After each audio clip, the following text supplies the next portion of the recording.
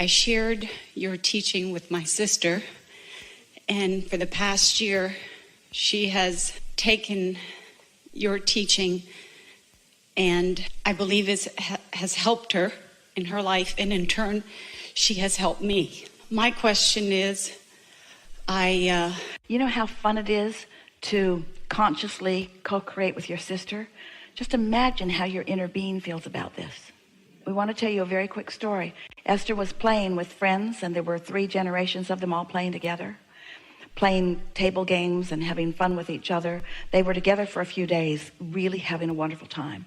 And then everybody sort of went home, and Esther is with one friend who had been there with them all. And Esther said, I am so happy that I get to watch these little kids know what they know and play with us like they do, and that we get to watch them thriving through so much of their lives. We get to watch them remember who they are, and watch them watch us remember who we are. And Esther is nearly weeping with appreciation of how satisfying it was for her to watch these children. And her friend said, Esther, that must be how our inner beings feel about us. Yeah. And that feeling washed over them, in other words. And so that's what we want you to feel there. The satisfaction that you are feeling with your human dear heart that you're playing with is just a fraction of what your inner being feels like when you do that co-creative dance with them on a conscious basis. Yeah, really good. I feel very fortunate. I've been practicing what you teach without even knowing it. Yes, it's natural to you. It's natural to me. I've received, or believe I've been in the receiving mode all my life. Yes. Including right now. Yes. However, I get migraines. And we want to talk about that, but we wanted to say to you, when you are really in the receiving mode, there is not any howevers. You see, the receiving mode, this isn't like a college degree where once you get it, it's yours forevermore. It either is or it isn't in the moment. And so the migraine is an example of, or an extension of, or the manifested version of the tension of energies. That's all. And so what's happening is, first, you're right, you do tap in. Next, like almost everybody, you don't stay tapped in. And then you're hard on yourself. Somebody else talked about that today, when you're not tapped in. And so that's why, you know, earlier when we were saying you're so serious, so we're talking to you. You're so serious, you're so serious, you're so serious, you're so serious, you're so serious, you're so determined, you're so serious. And what we want to say to all of you, and you don't want to hear it, but we want you to hear it, so we're going to just keep saying it. There's nothing serious going on. Everything's in flow, everything's unfolding just right. But when you take too much responsibility on yourself, here's what it really is about. And we're speaking to everyone, especially you, but we're speaking to everyone with these next statements. When you are aware of your life, mostly from the manifestational stance in which you are standing, where you're seeing and hearing and smelling and tasting and touching the present outcomes, the present outcomes, the present outcomes. There's not enough leverage in that awareness to really have any power. All the power is over here in a better feeling place. And so that's why we use words like trying too hard or too much effort. It's like pushing a noodle. You just can't get it done. And so what that requires is starting again. And we don't mean starting over. We mean in this moment, releasing all the resistance and then finding a new alignment and then proceeding.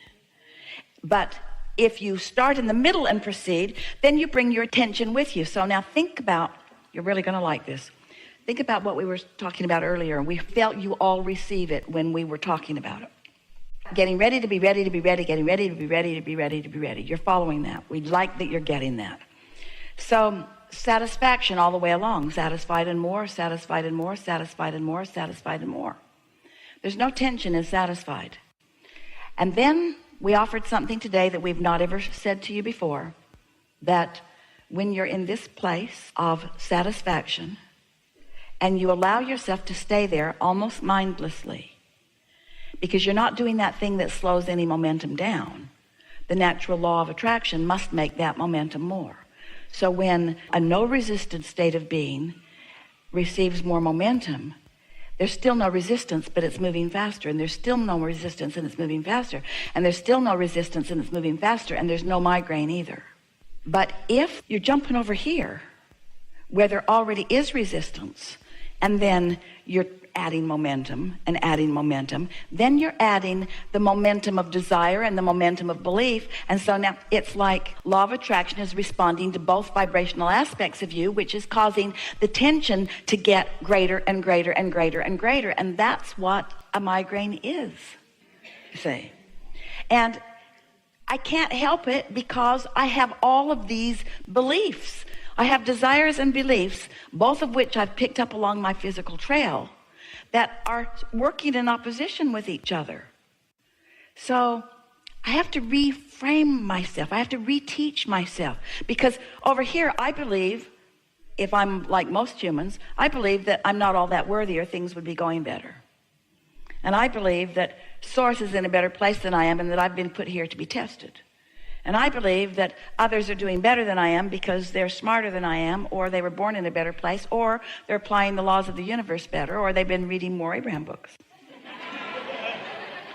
I believe things that work against me. I don't mean to believe them, but I've observed, and then I've come to flawed premises. So I have beliefs, if I'm like most humans, that are not serving me. And so I've got desires and beliefs that don't serve me. And if I keep just starting there, then I build momentum by my attention to my subjects. But I build a tense momentum. It's like, here's another way of saying it. Every subject is really two subjects, wanted and absence of what is wanted. That makes sense to you, doesn't it? So let's say I'm activating within myself the subject called prosperity.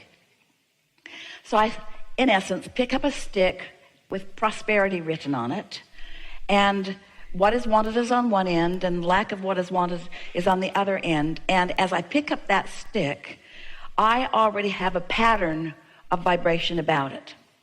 I got it from my mother, who told me every day that we didn't have enough money and that I shouldn't ask for things they couldn't afford.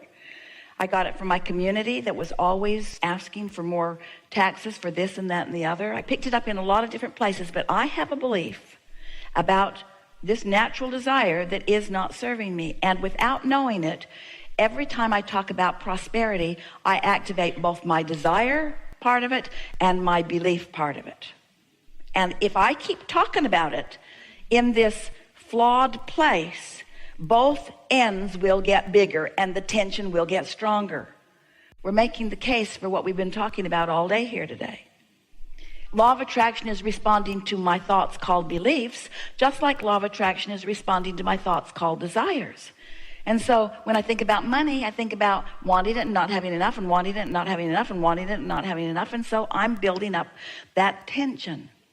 But that's because I'm approaching life in the action. That's because I'm approaching life out here in the manifestation. That's because I'm looking at other people and how they're prospering, and I'm looking at how they're living, and I'm measuring myself against them, and I'm trying to make it about action, and I'm trying to make it about how much I can earn per hour, and I'm trying to make it about stuff that it isn't about.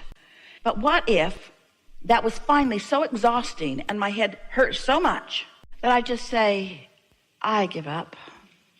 I give up. I give it up. I'm tired. I'm too tired to fight my own battle with myself anymore. I'm going to take 15 minutes and I'm going to start over. I'm going to quiet my mind of this. But I'm not. I'm thinking about that. But I intend to quiet my mind. But I'm not. I'm thinking about that. 15 minutes goes by and I'm still thinking about it, but I'm trying not to think about it. So I've taken my tension right into my meditation. But tomorrow's another day, and I'm going to do it tomorrow. So tomorrow I sit, and this time I think. Abraham said, if I think about what I'm not going to think about, I'm going to be thinking about it. So I'm not going to think about what I'm not going to think about. I'm going to think about the dripping faucet. I'm going to think about my breathing out and in. I'm going to think about the sound in the air conditioner. The condenser makes a really good steady sound that you can isolate and focus in on. Or turn a fan on, turn some noise on. Get a clock that ticks loud and listen to it.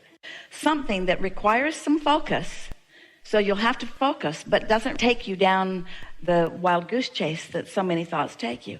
And focus there on that, and just keep bringing yourself back to it, because your mind is going to wander. It is, because your mind has active things in it that are going to call you.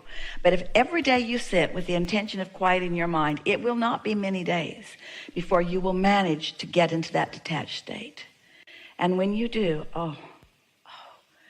the freedom from your binding beliefs, the freedom from your flawed premises will allow you a receptive mode that you haven't been in before. A receptive mode that will give you access to a part of yourself, to an energy of source, to the energy that creates worlds, and to thoughts that you have not been privy to before. This is satisfying experience. It's like every hindering belief that I've ever held is in a different place now, and every productive belief that my inner being has been tending in the garden of the vortex is now more accessible to me. I'm more in the receiving mode than I've ever been before. And as those thoughts begin to flow, they're thoughts that just feel like freedom and feel like satisfaction. It feels like comfort. It feels like well-being. As those thoughts come to you, there's a relaxation in your body. There's a cellular awareness. There's a communication between the trillions of cells in your body and their non-physical counterparts. In other words, your cells have an inner cell too. Everything's communicating, and just feel yourself lighter and lighter until you can't even tell you're sitting in the chair. It doesn't even really matter where you are. You are detached from the physical, which means you are attached from everything that has ever bound you. And now that you're detached from everything that has ever bound you, now who you really are and what you really know can come forefront into your mind. Do a little bit of that and watch what happens in your life experience. I believe I can get there, but I can't get there from here. When I'm excruciating pain. That's not the time. Oh, that's the last time. So no, take a pill and go to bed. What? But that's not the time. I'm like a rubber cars, and I got a train going 100 miles an hour that way, and the other engine's going 100 miles an hour that way, and I am being stretched. And under those conditions, I'm not going to find a pleasant thought. That's the time to just do your best to become unconscious. So when the pill doesn't work, because lately that's where I'm at. But see, here's the thing. It's not always where you are. And any conversation that we have with you about that is just reinforcing that belief. So we're just not going to talk with you about that anymore. And we're not denying that it's real. But this is the reality that we're trying to get you to ignore. And you say, I hear you, Abraham. And boy, oh boy, I am the first person that would like to ignore this reality. But it's screaming pretty loud in my experience. And we say, it'll scream less loud all the time. Watch and see. It will. It just will. Because it is a byproduct of what you haven't been doing over here. And when you start getting to this, that will become less and less and less. It is our promise to you. It's energy. It's energy manifested. Every manifestation is energy manifested.